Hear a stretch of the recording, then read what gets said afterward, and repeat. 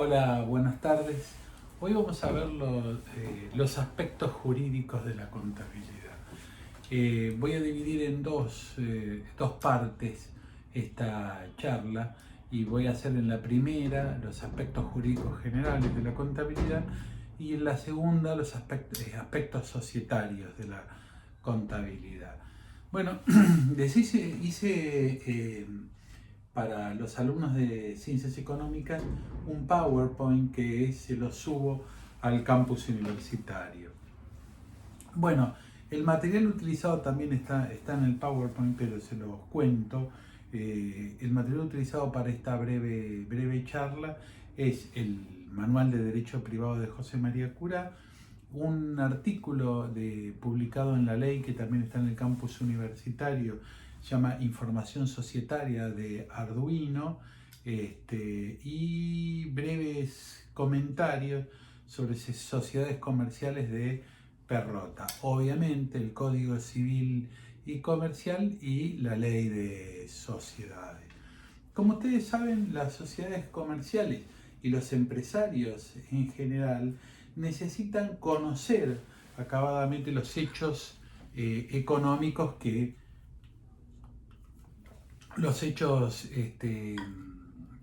económicos que los afectan de alguna manera.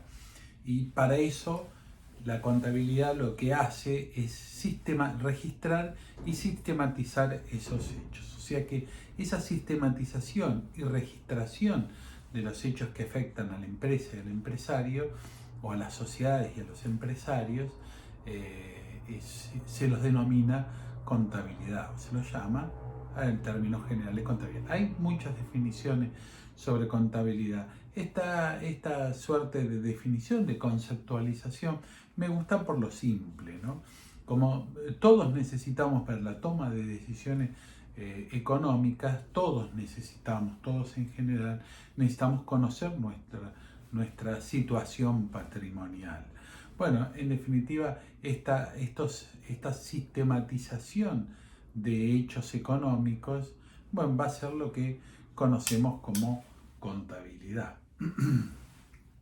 Es sin duda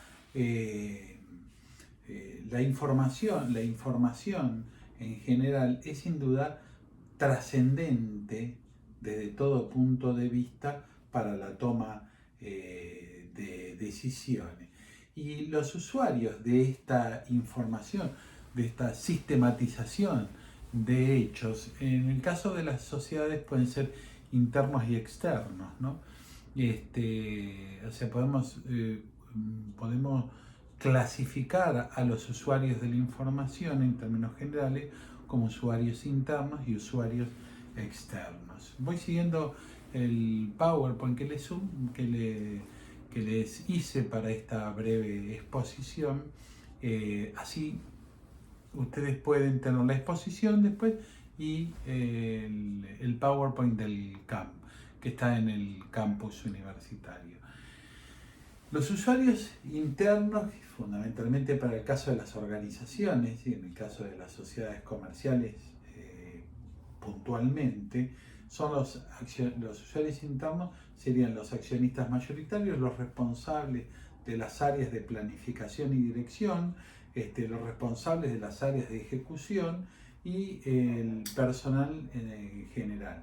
Sobre el personal, bueno, hay algunos que los ubican, algunos autores ubican como usuarios externos, otros como usuarios internos. Desde ya que para todos ellos la información rige la confidencialidad para la información contable, que después lo vamos a ver. Los usuarios, ¿quiénes son los usuarios entonces externos? Bueno, los accionistas minoritarios o los denominados inversionistas, los bancos, entidades financieras que obviamente contratan con el empresario y las empresas, los proveedores, clientes, el Estado en términos generales, los empleados y sus asociaciones y las empresas competidoras.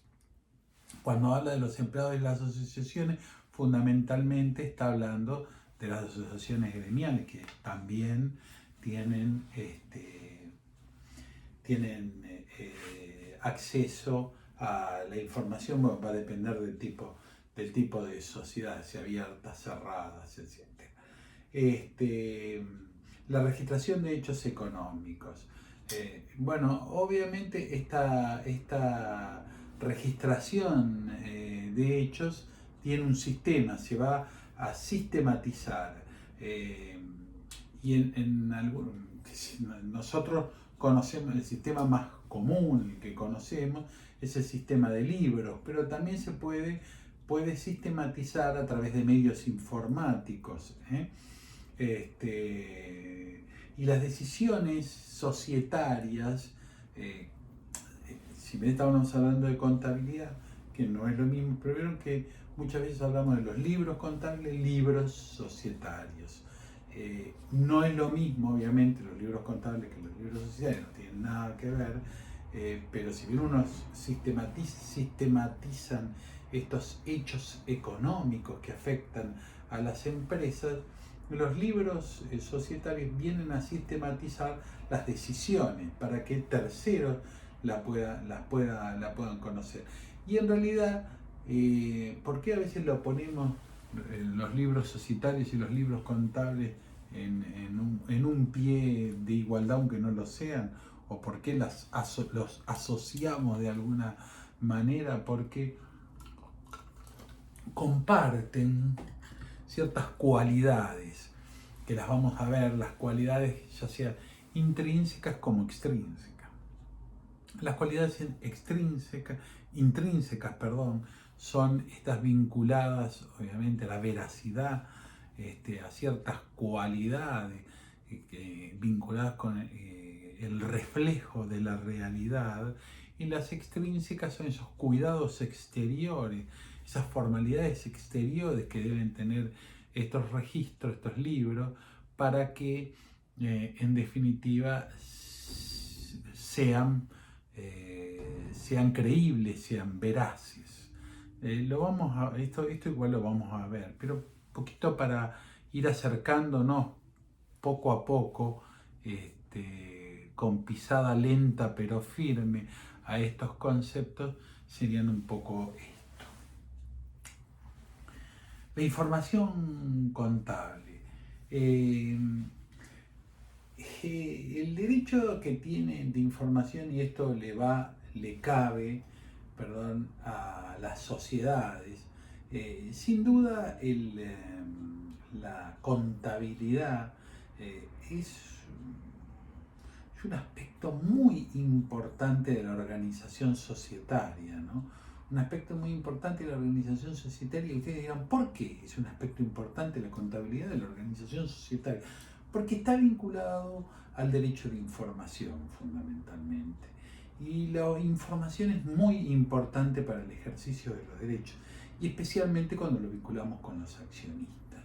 O sea, esos usuarios que a veces son internos, externos, accionistas, inversionistas, o a los accionistas mayoritarios, los que tienen derecho al acceso a la información, ya lo vamos a ver. Es, como bien lo dice la ley, un derecho inderogable de los accionistas, el acceso a la información. No es absoluto como todos los derechos, pero sí es un derecho de orden público, y eso está en el artículo 69 de la ley 19.550. La ley o el código, la ley en términos generales, ¿no? El código, pero para no confundir, el Código Civil y Comercial más precisamente consagra la confidencialidad de esta información. Lo que no significa, bueno, como todos ya sabemos, que sea un derecho absoluto el de la confidencialidad, todo lo contrario. La información es muy importante, pero es muy importante para los usuarios internos y externos. Pero por supuesto que debe también cuidarse la confidencialidad, los distintos secretos empresarios que existen y que ya los vamos a ver. Hay un aspecto muy importante de la contabilidad que en parte excede un poco el ámbito jurídico, pero me gustaría que lo veamos muy brevemente para entender por qué, para entender en definitiva por qué la contabilidad es tan importante en el derecho de información. Y fundamentalmente porque bueno, hay distintos aspectos que tocan a la contabilidad y el derecho, ¿no?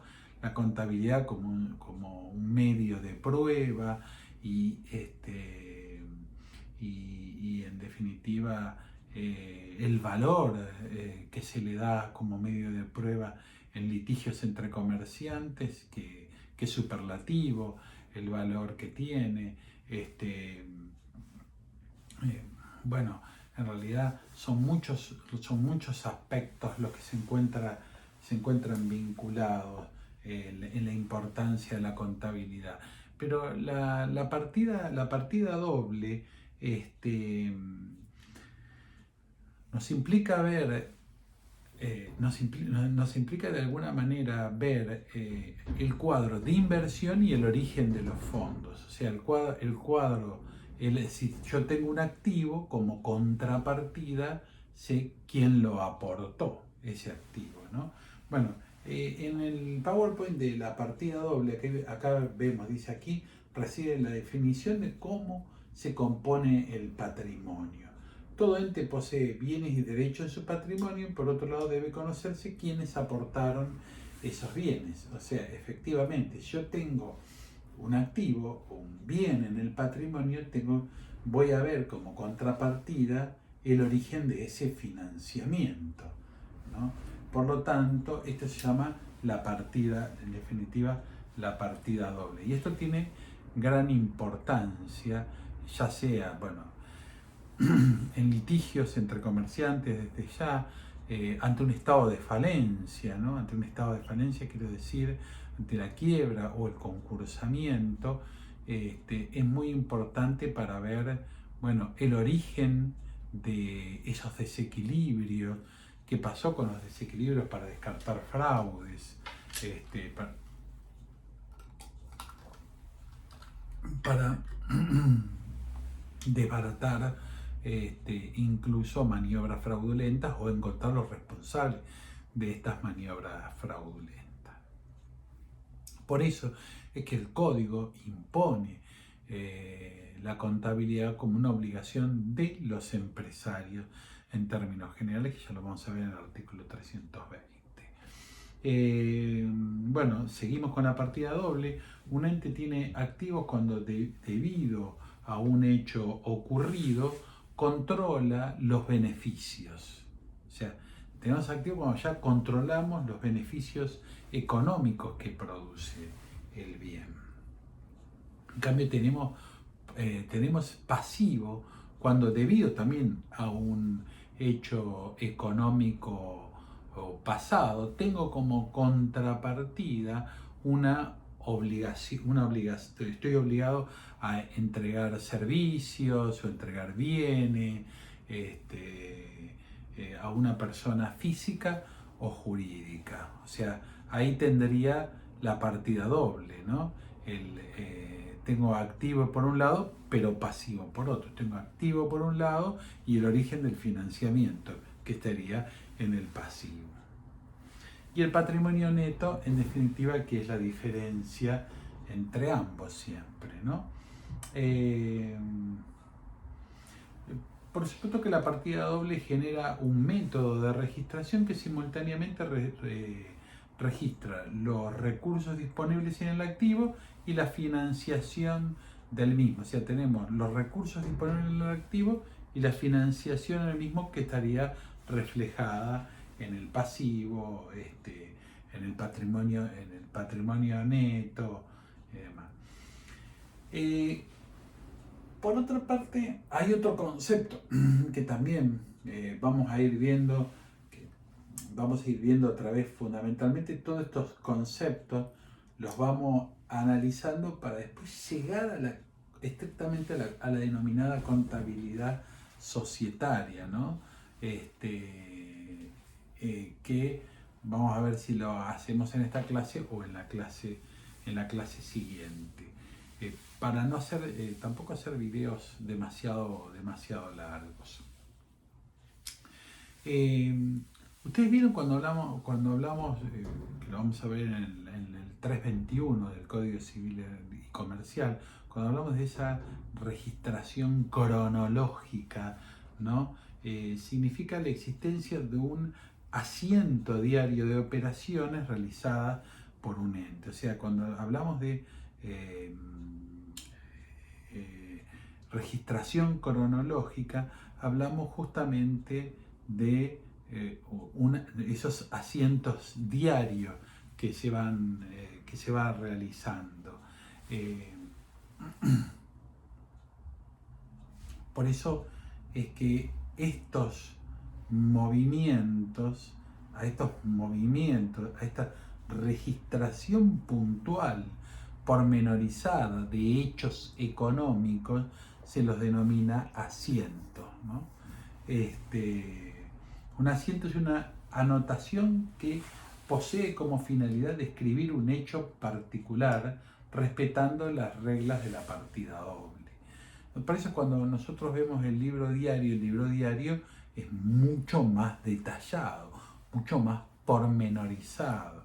Por eso la contabilidad es un sistema perfecto, perfecto, para conocer el patrimonio, ¿no? Porque una contabilidad, a través de la contabilidad, uno se hace una auditoría, de ahí puede salir todos los aspectos económicos de la sociedad, porque entre su respaldo documental, su cronología, de la contabilidad saldría todo. Seguimos. La cuenta. Claro, si yo quisiera ver un movimiento, un hecho económico en particular, en este sistema, recordemos una cosa, la empresa necesita conocer los hechos económicos relevantes. Las empresas, o sea, si se quiere, vamos a hablar, yo digo las empresas, estoy hablando en términos muy generales de organización económica, ¿no? Pero vamos a hablar más en particular, las sociedades comerciales, los usuarios tantos internos como externos, necesitan conocer determinados hechos económicos, ¿no? Determinados hechos económicos. Ahora, si yo quiero conocer un hecho económico en particular, no recorrería todos los asientos de esta sistematización, de esta registración para llegar a verlo, o en definitiva iría a las cuentas, las distintas cuentas, para que esa búsqueda me sea mucho más fácil. Bueno, justamente la cuenta es esa sistematización. Si se pretende conocer un tipo de movimiento particular sin tener que recorrer la totalidad de los asientos de la registración diaria, la contabilidad pone a disposición un segundo tipo de registración mayor que permite que cada tipo de movimiento sea calificado por la naturaleza del hecho económico y quede agrupado a través de cuentas, ¿no? Cuentas deudoras, cuentas acreedoras. Entonces voy clasificándolo de acuerdo a el hecho económico generador, ¿no? Es una forma de clasificar estos hechos económicos. ¿Quiénes son los obligados a llevar contabilidad? Bueno, ustedes saben perfectamente que, ya a esta altura seguramente, que el artículo 300, nuestro nuevo, ya está quedando poco de nuevo, ¿no? Pero nuestro Código Civil y Comercial, en el artículo 320, tomemos el Código Civil y Comercial, siempre es muy importante que cada vez que vamos a estudiar, a ocuparnos de uno de estos temas, tengamos el código. Yo tengo acá el Código Civil y Comercial y abajo de esta carpeta la Ley de Sociedades. Tengo ahí el artículo de Arduino con el que hicimos esto, y el manual de José María Purá con el que hicimos este PowerPoint, estoy elaborando y algunos otros elementos. Tengo unos artículos ahí de Fabián Dubois, pero lo que pasa es que la conceptualización de contabilidad me gustó más, incluso un concepto que recogía Fabián Dubois en uno de sus artículos, pero elegí esto por la simpleza, porque prefiero arrancar o tomar como puntapié inicial conceptos simples para iniciar este estudio. Volvemos a los obligados. Hay la sección séptima del libro primero, parte general del Código Civil y Comercial, que habla, artículo 320, que habla de los obligados a llevar la contabilidad, ¿no? Contabilidad y estado contable obligado. Están obligados a llevar la contabilidad todas las personas jurídicas privadas y quienes realizan una actividad económicamente organizada o son titulares de una empresa o establecimiento comercial, industrial, agropecuario o de servicio. O sea, ¿quiénes son obligados? Las personas jurídicas, obviamente, y quienes realizan una actividad económicamente organizada, o sea, quienes tengan una empresa o sean, actividad económicamente organizada o son titulares de una empresa o establecimiento comercial, industrial, agropecuario y de servicio. Bueno, algunos de estos conceptos son redundantes, pero bueno, no importa. Cualquier otra persona puede llevar la contabilidad si solicita su inscripción y la habilitación de los registros respectivos. Sin perjuicio de lo establecido en las leyes especiales, quedan excluidas las obligaciones previstas en la sección a las personas humanas que desarrollan profesiones liberales o actividades agropecuarias conexas y no ejecutadas u organizadas en formas de empresa. O sea que las empresas y los empresarios tienen la obligación de llevar libros en términos generales. En realidad, la idea de este código reemplaza la idea de comerciante por la de empresario y la idea del acto de comercio por la idea de actividad económicamente organizada, ¿no? Estos son un poco los nuevos obligados a llevar la contabilidad.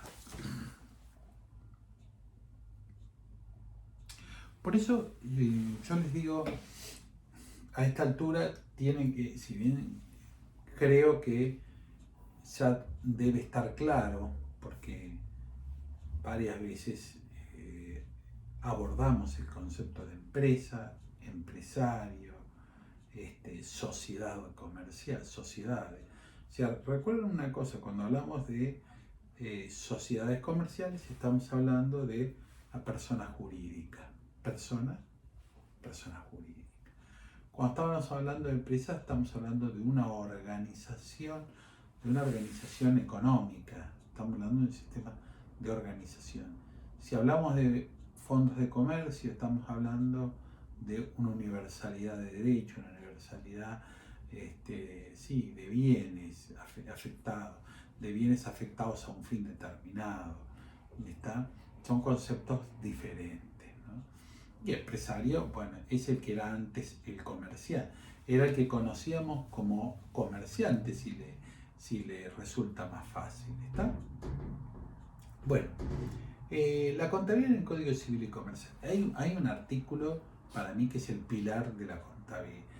Para mí no, es el pilar de la contabilidad y es el artículo 321 del Código Civil y Comercial.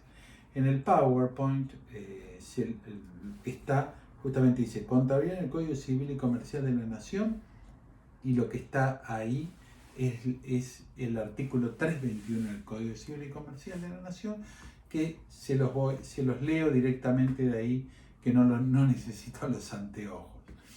La contabilidad debe ser llevada sobre una base uniforme.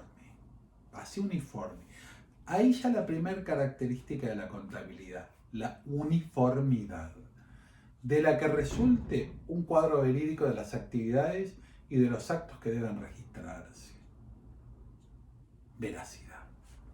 Y esta es La uniformidad y la veracidad son los pilares de la contabilidad. O sea, en definitiva, la contabilidad, este sistema, esta sistematización de hechos económicos, debe reflejar la realidad de la empresa.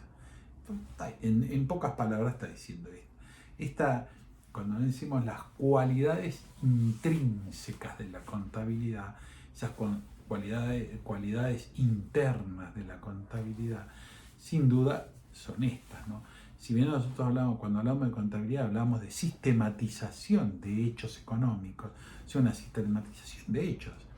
Si yo tengo tengo en el balance, tengo activo, pasivo, patrimonio neto. O sea, activo menos pasivo me da el patrimonio neto, que sería la liquidez. Y cuando tengo todo un cuadro con una sistematización de lo más líquido a lo menos líquido, de las deudas próximas a vencer a las más lejanas, así como está estructurado el balance en el activo y el pasivo.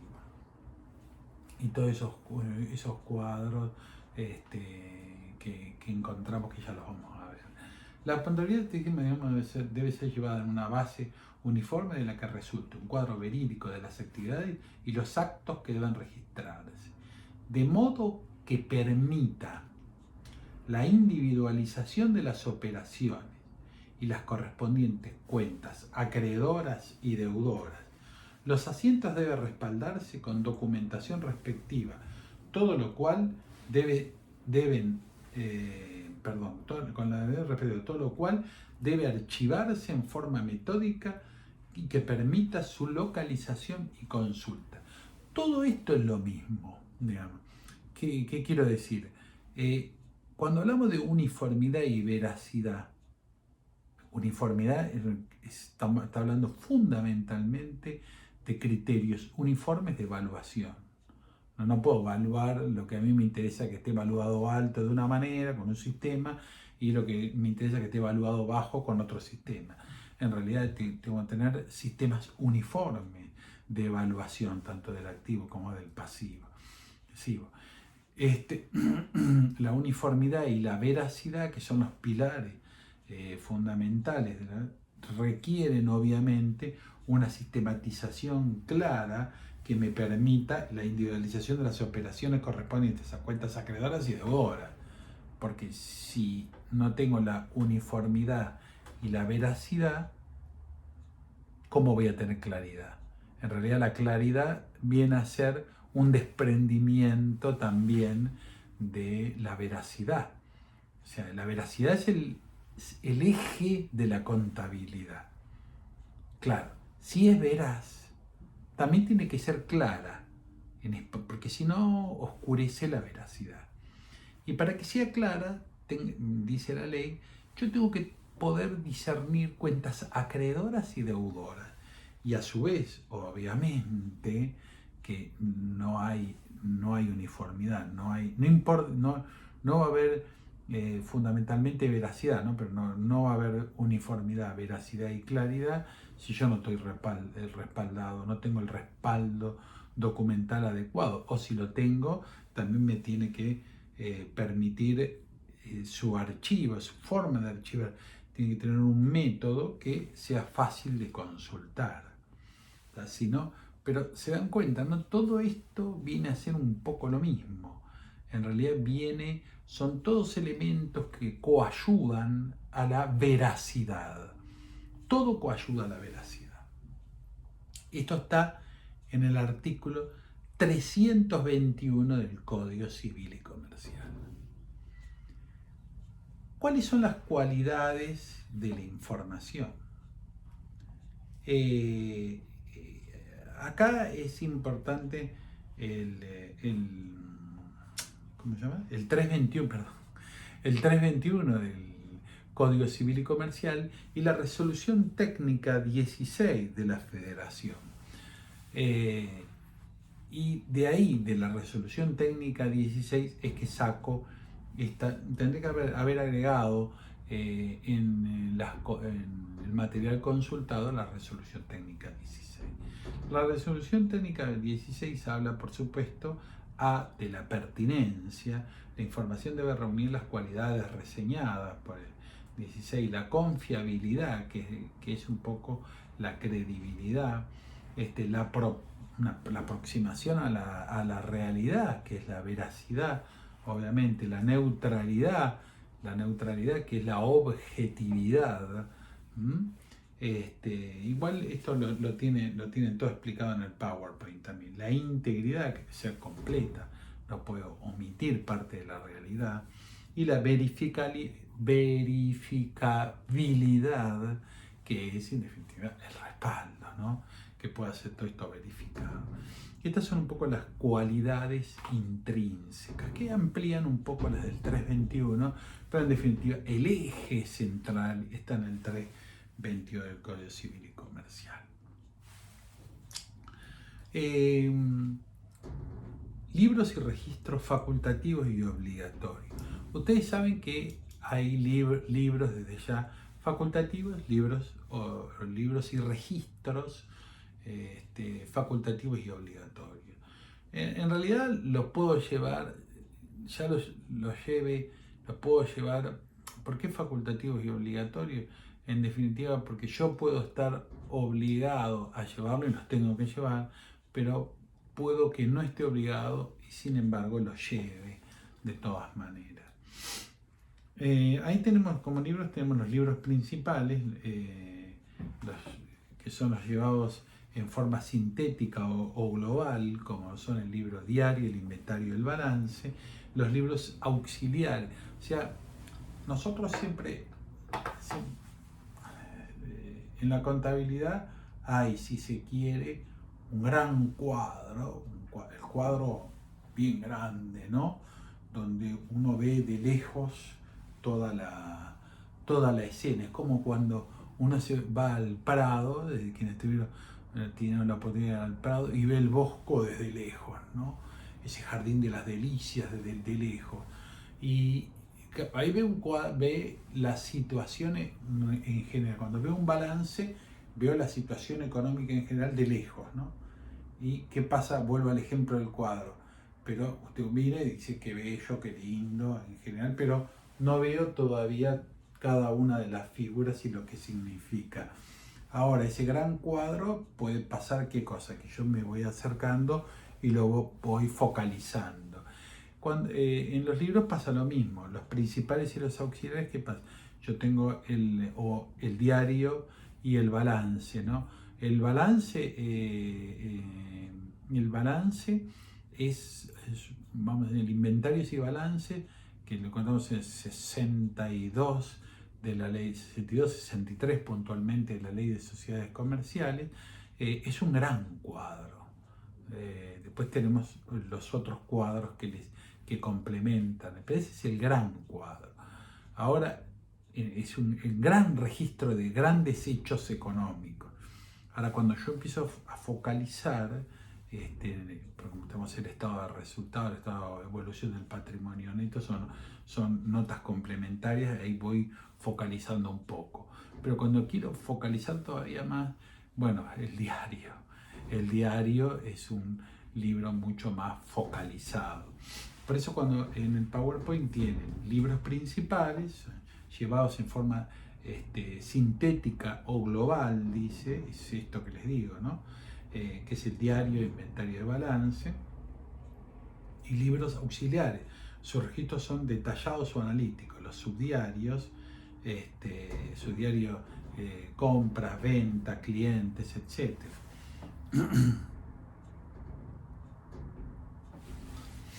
Perdón, me tomo un poquito de agua.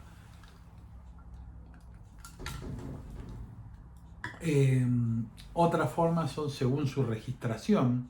Tenemos los cronológicos y los sistemáticos. Cronológicos, los que se ordenan por fechas, subdiarios caja, venta, auxiliar, cliente. También los sintéticos también se ordenan por fecha, pero el registro se hace por cuenta. Diario general, subdiario caja, diario de ventas, cliente. ¿Se dan cuenta? Todos estos libros, yo se los menciono en términos generales, no soy un contador, soy un abogado, pero obviamente hay normas jurídicas que tratan estos libros. estos libros. Y en definitiva, nosotros decimos son como los obligatorios, el diario, el inventario, el balance y un montón de normas que los rodean. Pero tenemos que saber que en términos generales, cuál es la finalidad de cada uno de estos registros.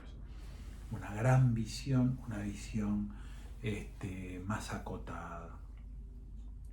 Y cómo se sistematizan estos registros, ¿no? Por ejemplo, la cronología tiene mucho, es muy importante, o esa división por cuentas, ¿no? Como puede ser el subdiario caja, ¿no? Entonces, quiero buscar algo determinado, que voy a encontrar en el subdiario caja, voy directamente al subdiario caja, si no, no lo voy a encontrar.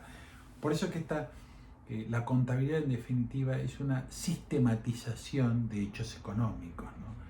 Y esta sistematización de hechos económicos es la que tenemos la que vamos a ir analizando punto por punto.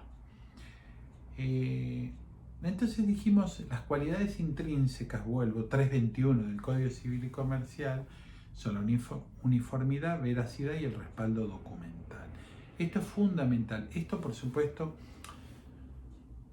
yo se los estoy contando con la visión de un abogado, ¿no? Pero ustedes que van a ser contadores, licenciados en administración o actuarios, tienen que tener una visión mucho más aguda de esto. Pero a veces, quizás, así como a nosotros nos sirve la visión de un contador en determinados casos, quizás también la visión de un abogado que obviamente no confecciona estos libros, pero sí los ve, ve los aspectos jurídicos que los rodea, ve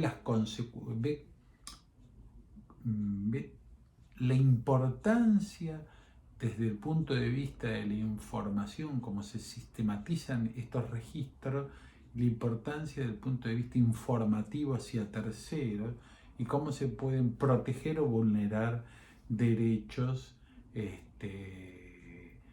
a través de la contabilidad.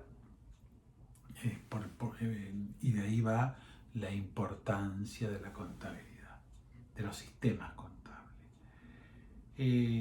Las cualidades intrínsecas, esto ya se los di, registros indispensables. El artículo 322 del Código Civil y Comercial habla de cuáles son los registros indispensables, el diario, el inventario y el balance. ¿Se acuerdan ya? Esto un poco lo vimos a grandes rasgos. Aquellos que corresponden a una adecuada, y después la norma dice aquellos que corresponden a una adecuada integración de un sistema de contabilidad que exige la importancia y naturaleza de la actividad a desarrollar. Bueno, después el tipo de contabilidad que lleve va a depender de la importancia de mi negocio y el tipo de actividad. O sea, no le voy a pedir los mismos libros contables a una entidad financiera, a un banco, que a un supermercado o a un mini mercado, a una gran cadena de supermercados. Bueno, no es lo mismo, ¿no? Y bueno, hay libros que expresamente imponen la ley. Después existen lo que se denominan las cualidades extrínsecas. Y las cualidades extrínsecas son las vinculadas a las formas exteriores y que también impone la ley, ¿no? Que vienen a cuidar las intrínsecas, especialmente la veracidad. Para darles un ejemplo muy burdo, pero ejemplo al fin. Si nosotros tenemos un libro bajo formato libro porque ahora, bueno, obviamente hay otro tipo de... Están los libros, bueno, el inventario y balance sigue haciéndose de esta forma, pero hay otros libros que están digitalizados, ¿no? Pero si yo me encuentro con hojas arrancadas, salteadas, tachados y demás, este libro no podría estar llevado, como se lo denomina, en legal forma. Bueno, lo primero que tenemos que ver del 323 es que dice que si se llevan mediante el sistema de libros, deben estar encuadernados, foliados y rubricados, ¿no? El 323 del Código Civil y Comercial. Y también en el 324 existen las prohibiciones, que se las enumero, no se las leo del código para no hacerlo tan tedioso, pero se las enumero. Igual esto lo encuentran en el código y no tienen ninguna complicación. Pero sepan que estas cualidades externas son muy importantes porque también cuidan todo la veracidad. Alterar el orden de los asientos, está prohibido alterar el orden de los asientos, cómo deben de ser hechos, dejar blancos, interlinear, raspar, enmendar o tachar, mutilar alguna parte del libro, y cualquier otra circunstancia que afecte la inalterabilidad de la registración. Y estas mismas cualidades extrínsecas la deben guardar los libros de actas, que son los libros societarios.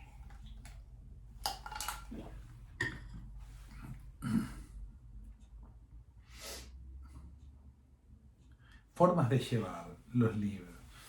Y el artículo 325 dice que deben ser llevados en forma cronológica, actualizada y sin alteración alguna.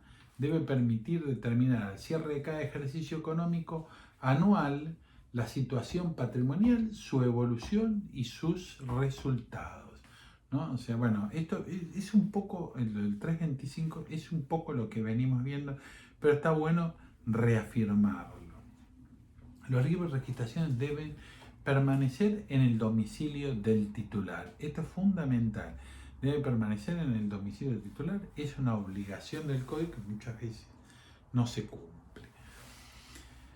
Estados contables. Al cierre, ¿cuáles son los estados contables, no? Al cierre de cada ejercicio, sea con la contabilidad voluntaria o obligada, debe confeccionar sus estados contables, que comprenden. Estos son los estados contables. El estado de situación patrimonial forma parte del estado contable, el estado de resultados, asentados, estos están asentados en el libro de inventarios y balance. Nosotros ahora cuando veamos contabilidad societaria vamos a ver qué es el estado de situación patrimonial, qué es el estado de resultados, porque está en la ley de sociedades, incluso qué es el libro de inventarios y balance. Y a su vez deben ser conservados los libros por 10 años. El artículo 328, el libro y los registros y la documentación que los respalda. Dice, salvo la ley establezcan plazos superiores, los libros deben conservarse por 10 años. A. Los libros en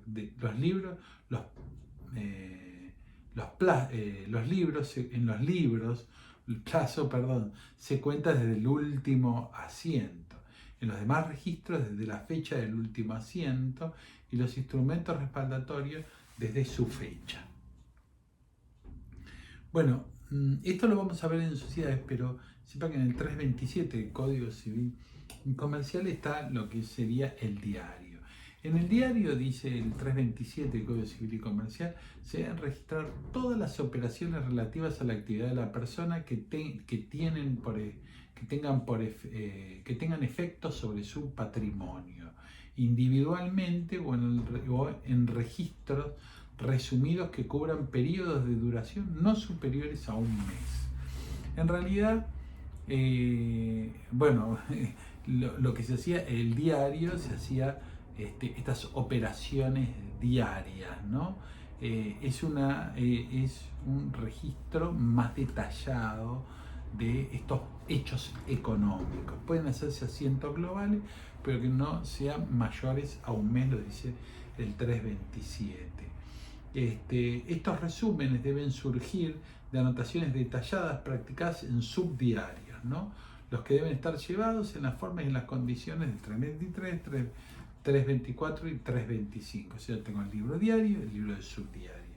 El registro o libro de caja y todo diario auxiliar que forma parte del sistema de registración contable integra el diario y debe cumplirse con las formalidades dispuestas en el mismo. Hay Claro, todo este sistema, fíjense, ¿no? Todo ese sistema, esta sistematización de información, ¿no? Va de los grandes cuadros a cuadros más pequeños.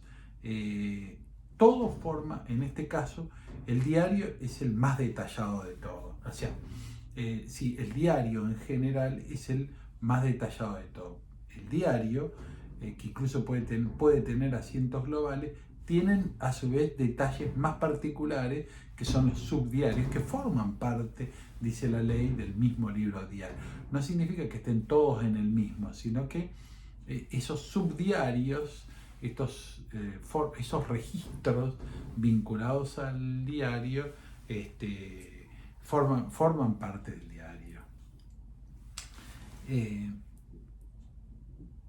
Bueno, esta parte ahora viene justamente en el PowerPoint, la contabilidad societaria, pero lo voy a dejar y lo vamos a concluir mañana, en la próxima, y hasta acá terminamos vamos a decir, la contabilidad en términos generales. Lo que podemos sacar sintéticamente de la contabilidad, primero que la contabilidad es una forma de sistematizar información, ¿no? Es una forma casi perfecta de sistematizar información, muy útil, terriblemente útil para los usuarios de la información.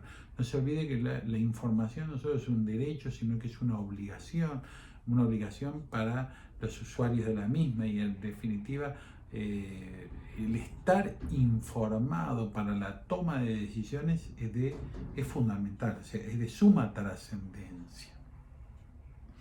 Por lo tanto, es uno de los derechos más importantes, en especial de los accionistas, es un derecho fundamental para los acreedores, es un derecho muy importante también para los trabajadores, para el Estado mismo. En definitiva, la contabilidad me va a permitir reconstruir un estado de situación patrimonial. Es más, la partida doble en la contabilidad me va a permitir el origen, es decir, tengo un activo, el origen, tengo un pasivo, bueno, lo mismo, ¿no? ¿A qué se debe? O sea, si yo tengo un pasivo, tengo que tener mi respaldo en el activo, tengo que saber el origen de ese pasivo, cuál es. Un préstamo, bueno, eso se habrá volcado en el activo, ese ingreso de dinero, en qué se aplicó y demás. O sea, la partida doble me permite justamente tener la financiación de esas cuentas. Y es un hecho fundamental. Y a su vez, ustedes fíjense, más allá de los sistemas utilizados, o sea, cuando hablo de sistemas, por ejemplo, hablo de los libros, el libro de diario, el inventario, el balance, todos estos sistemas tienen que estar respaldados con ciertas cualidades, como es la veracidad, la uniformidad, la veracidad, la claridad, el respaldo documental, que son tan importantes para la información. Yo soy accionista y en definitiva no estoy recibiendo dividendos y obviamente me están rindiendo cuentas a través o estoy viendo escasos dividendos y me están rindiendo cuentas a través de la contabilidad, a través de los estados contables. Yo tengo que analizar esos estados contables para ver qué está pasando con la situación económica de la empresa. Necesito informarme de esos hechos económicos relevantes. Y bueno, la contabilidad ayuda a eso, a recomponer ese activo y ese pasivo, ¿no? Para conocer el estado de situación real del patrimonio neto. Bueno, nos vemos la próxima. Gracias.